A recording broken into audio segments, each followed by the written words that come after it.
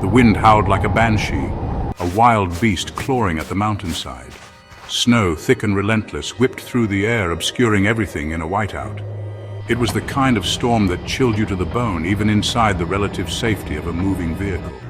The old Jeep struggled forward, its headlights cutting through the swirling snow like feeble knives. Inside, 4 figures huddled together for warmth, their faces etched with worry. There was Sarah, the level-headed doctor, her calm demeanor a stark contrast to the chaos outside. Beside her sat Mark, a rugged outdoorsman, his eyes scanning the treacherous road ahead. In the back sat Emily, a young artist, her face pale with fear, and David, a cynical writer, his hand never far from the flask of whiskey he kept tucked in his coat pocket. They had been driving for hours, hoping to reach the small town on the other side of the mountain pass. But the storm, unexpected and brutal, had caught them off guard. Now lost and with night closing in, their situation was growing desperate. "We need to find shelter," Sarah said, her voice barely audible above the roar of the wind. "We can't survive the night out here." Mark nodded grimly, his eyes searching the roadside. There has to be something. A cabin, an overhang, anything. Just as despair began to set in, a faint light appeared through the driving snow, a flicker of yellow, weak but steady like a beacon in the storm.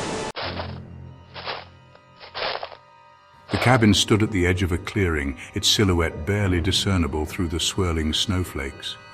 The forest around it seemed to close in, as if guarding the secrets held within its wooden walls. Dark and imposing against the backdrop of the raging storm, the cabin seemed almost otherworldly. The wind howled through the trees, creating an eerie symphony that sent shivers down the spine. It looked ancient, almost swallowed by the snowdrifts that piled up against its walls. The weight of countless winters had left their mark, giving the structure an air of timelessness and mystery. A rickety wooden sign, barely visible under a thick layer of ice, proclaimed it to be Pinewood Cabin. The letters were faded but still legible, hinting at a history long forgotten. Hope surged through the weary travelers as Mark pulled the Jeep to a stop beside the cabin. The journey had been long and treacherous, and the sight of shelter brought a glimmer of relief to their tired eyes. It wasn't much, but it offered shelter from the deadly cold. The cabin stood as a beacon of hope amidst the relentless storm, a promise of warmth and safety. David, ever the cynic, grunted his skepticism. His eyes scanned the cabin warily, as if expecting it to vanish into thin air. "Looks like something out of a horror movie," he muttered, taking a swig from his flask. The unease in his voice was palpable, a stark contrast to the hope that had momentarily lifted their spirits. Ignoring him, Sarah and Mark approached the cabin, their boots crunching on the fresh snow. Each step brought them closer to the promise of warmth, a reprieve from the biting cold. The wooden door creaked open with a groan, revealing a dark and dusty interior. The air inside was thick with the scent of decay, mingling with the musty smell of old wood. The cabin was small, consisting of a single room dominated by a large stone fireplace. The hearth, though cold and empty, seemed to beckon them to light a fire and chase away the shadows. A rough-hewn table and chairs sat in the center, and a set of narrow bunks lined one wall. The furniture, though simple, spoke of a time when the cabin had been a refuge for weary souls. The air was stale and heavy, thick with the scent of decay and something else. Something vaguely unsettling. It was as if the cabin held memories of those who had sought shelter within its walls. "Hello?" Sarah called out, her voice echoing in the silence. The sound seemed to linger, amplifying the emptiness of the space. There was no reply, only the mournful howl of the wind outside. It was a reminder of the storm that raged beyond the fragile walls of their sanctuary. Despite the unsettling atmosphere, the travelers were grateful for the refuge. The cabin, eerie as it was, offered a chance to rest and regroup. They quickly set about making a fire, the warmth of the flames pushing back the chill that had seeped into their bones. The flickering light brought a semblance of normalcy to the otherwise eerie setting. As the fire crackled and hissed, casting flickering shadows across the cabin walls, they began to feel a sense of relief, a momentary reprieve from the deadly storm outside. The warmth wrapped around them like a comforting blanket, offering solace in the midst of chaos. As the storm raged outside, the wind howled through the trees, and the rain battered against the windows of the old cabin. Thunder roared in the distance, shaking the very foundation of the small wooden structure. Emily stumbled upon an old leather-bound journal, its cover worn and cracked from years of neglect. It was tucked beneath a pile of dusty blankets, hidden away as if it held secrets too dark to be revealed. Its pages were yellowed with age, each one fragile and delicate to the touch. The ink had faded but was still legible, telling a story that had been forgotten by time. "Look at this," she said, her voice hushed with a mixture of curiosity and apprehension. Her eyes scanned the first few lines, and she felt a chill run down her spine.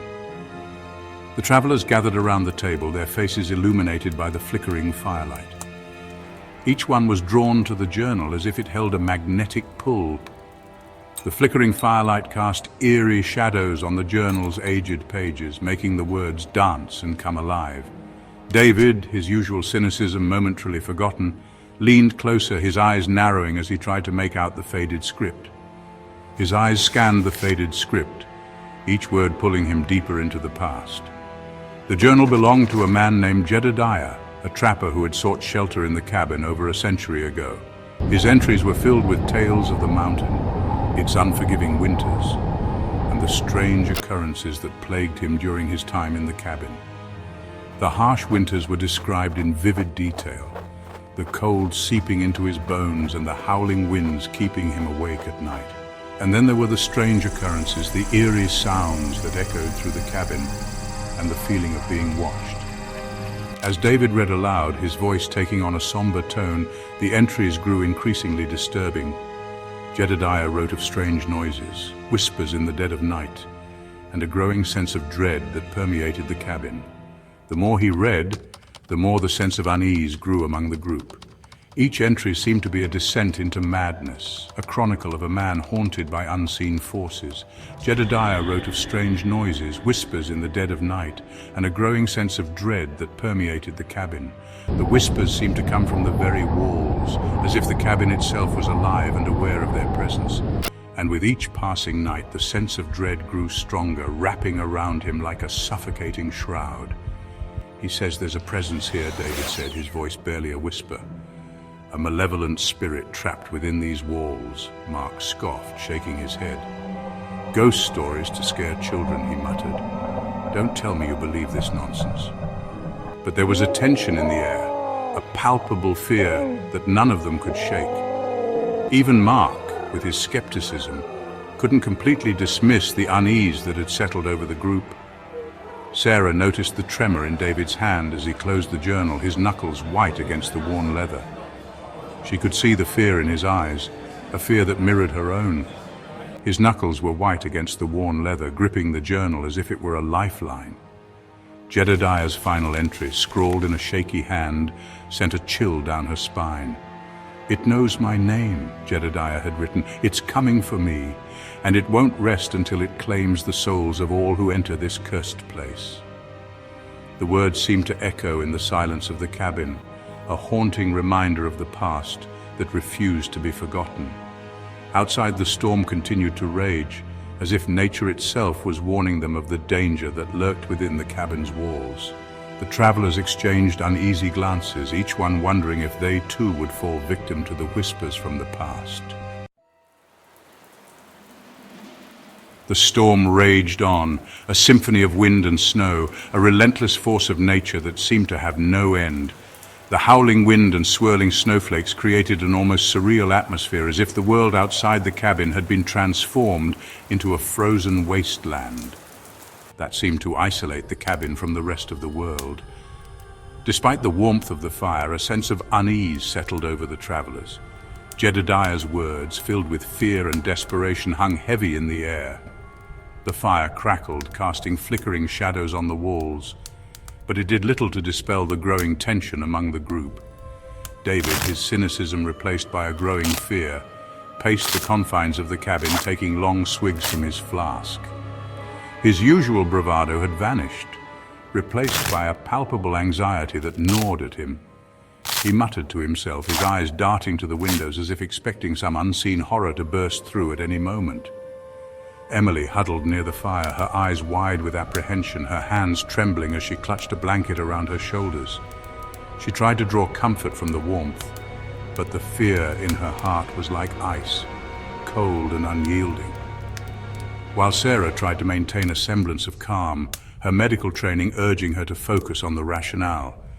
She took deep breaths, reminding herself to stay composed, but even she couldn't shake the feeling that something was terribly wrong. Her mind raced with possibilities, each more terrifying than the last. Only Mark seemed unaffected by the journal's revelations. He dismissed it as the ramblings of a madman, but even his usually steady voice held a slight tremor, betraying his outward composure. He tried to rationalize the situation, but the unease in his eyes betrayed his true feelings. As night deepened, the storm reached its peak, the wind howling like a tormented beast. The cabin creaked and groaned under the relentless assault, and the travelers huddled closer together, their fear palpable. It was then that it happened. A sudden gust of wind slammed against the cabin, momentarily extinguishing the fire and plunging them into darkness. The sudden loss of light was disorienting, and for a moment all they could hear was the howling wind and their own panicked breaths. In the chaos that followed, a terrifying scream pierced the night.